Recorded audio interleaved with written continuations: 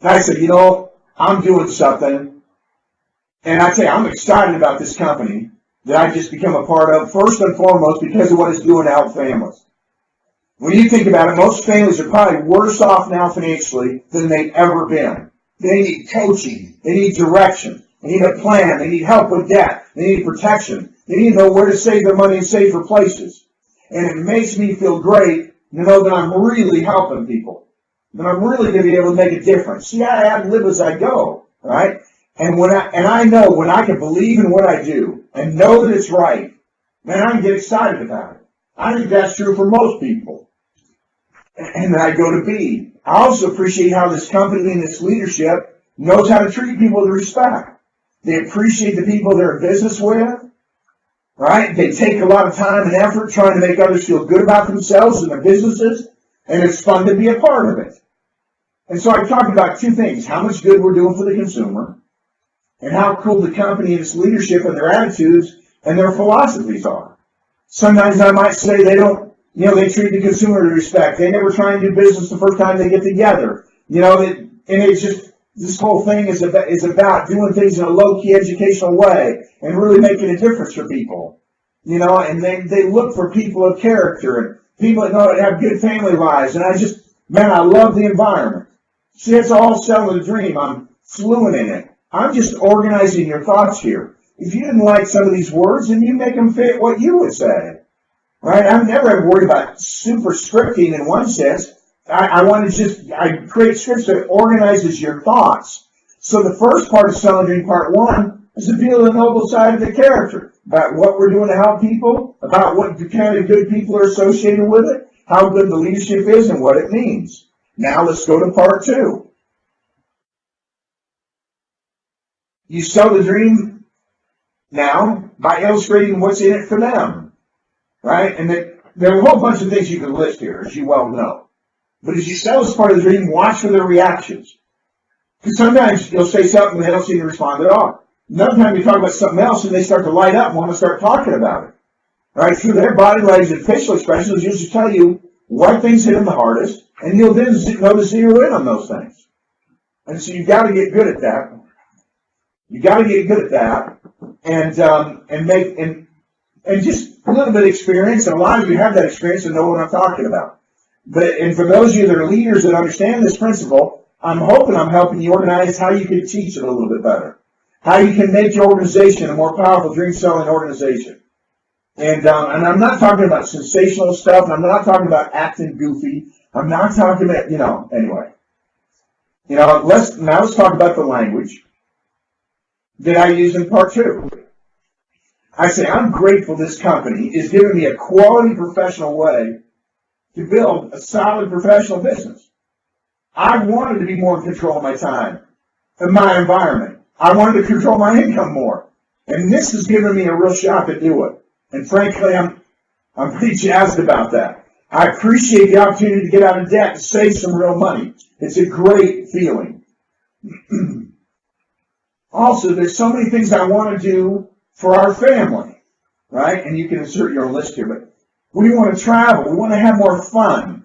I want to be more excited about our future. Now, one of these things they said in the beginning, I said, right now we travel. We go to a campgrounds, and I get this envelope, and I stick $2 in it, and I stuff it in this little slot, and we sit around a campfire, and that's all great, and it's fun, and I like doing that probably as much as I like doing anything, but it'd be nice to be able to go someplace a little bit nicer once in a while, a little bit more upscale. My wife thinks camping is a Ritz-Carlton, and we got to upgrade, and so I laugh about it, but I talk about that we did want to travel, we did want to have more fun with our stuff. We wanted those things to be under our control. If we wanted to go camping, but if we wanted to go stay at the Four Seasons, we wanted to be able to go stay at the Four Seasons.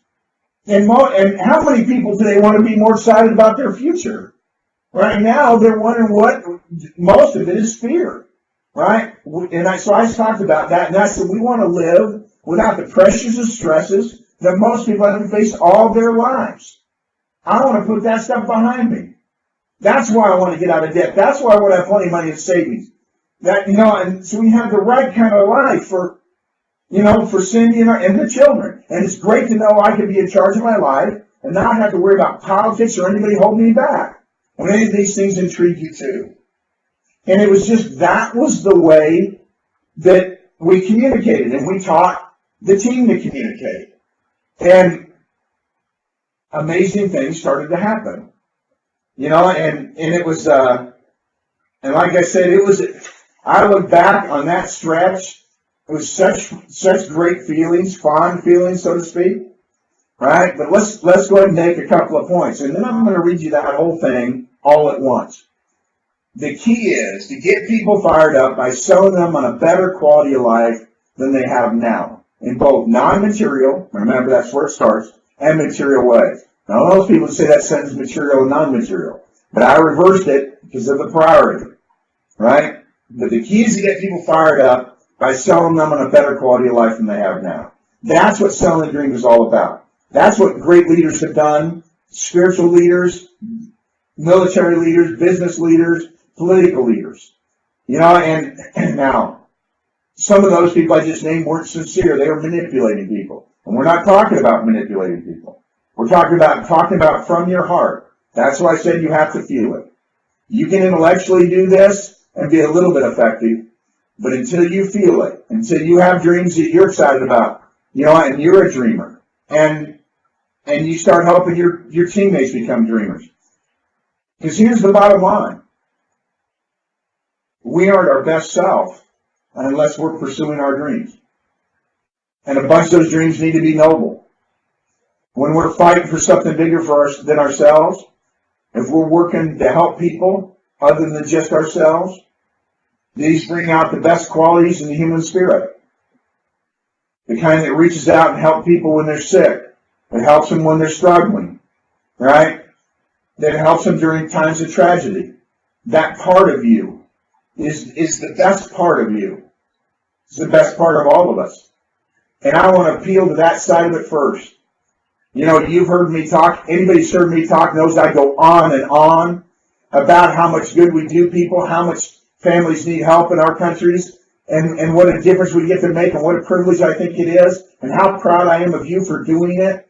You know, and I never stop feeling that. That's a dream for me to feel those things, to be doing those things. You know, and it would be the same for others. And you can never forget the magic of selling the dream. And I don't use the word magic casually, because it is magic. Right? It's got to be communicated with enthusiasm, tone of voice, body language. Now, you can't see my body language, right? But my legs are jumping, and I'm moving around in my chair, and my hands are moving when I'm talking to you here. But you can feel the enthusiasm, and you can hear my tone of voice. And it's effective, right? And you don't need to be me, but you need to be an enthusiastic you.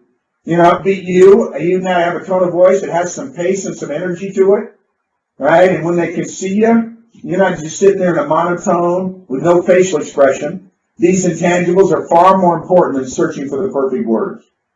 It's funny, well, can't you tell me what to say? Well, yeah. I kind of just did. And then this will be on the internet, and you can look at it again. But these intangibles I'm talking about are far more important than that.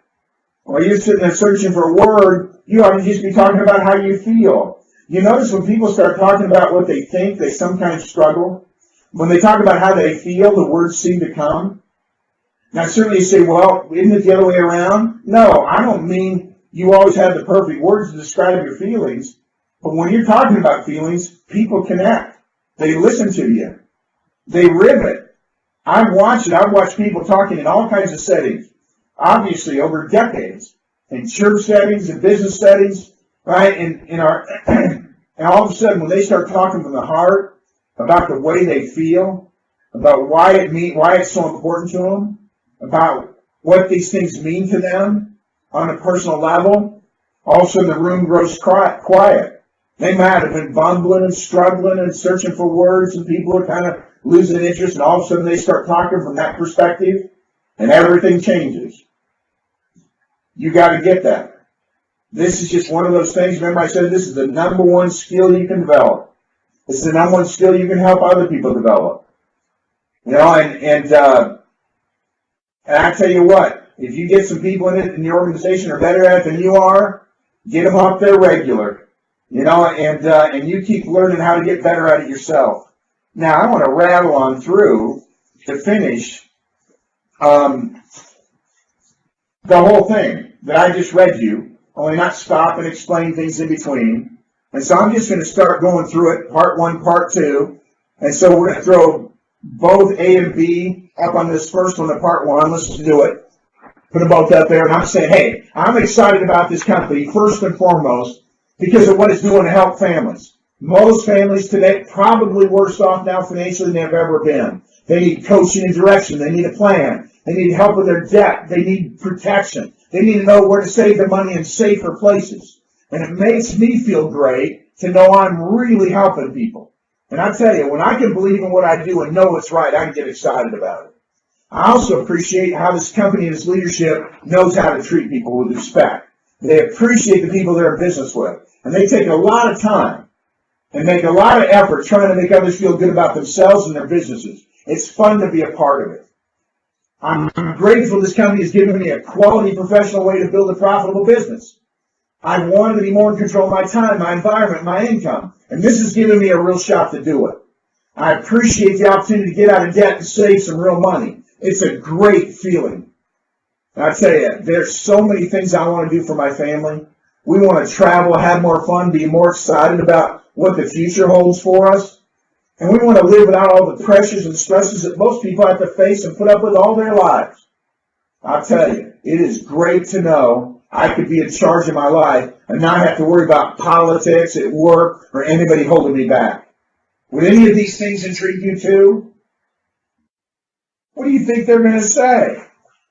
Of course they would. And you can put your own stuff in there. Stuff that energizes you more. And when they say, yeah, that does intrigue me, I'm going to say, then come down to a meeting and hear the company's story. Or let me sit down with you and show you what we do. Or get together 10,000 of your friends and let's talk to them. No, 20,000. Dang it, don't hold yourself back and think small. 10,000 isn't enough. Let's go for 20.